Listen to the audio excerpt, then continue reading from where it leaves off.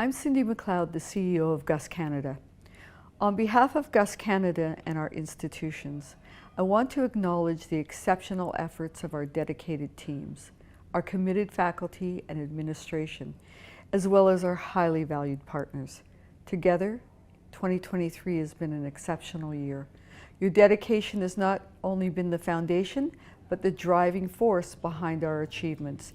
2023 has been a year surpassing expectations and reaching new heights. Together, we've achieved a new level of quality across our GUS brands. Your contributions have been pivotal in turning challenges into triumphs and aspirations into realities. And most importantly, you've helped ensure that our students can continue to excel in their academic journeys. To our students and your families, thank you for trusting us with your education. It's our honor to have you as members of our community. Our world is facing many global challenges.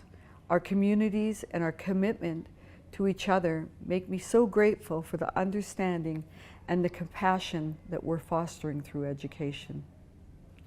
As we celebrate this festive season, I wish you and your loved ones a time filled with joy, laughter, and cherished moments.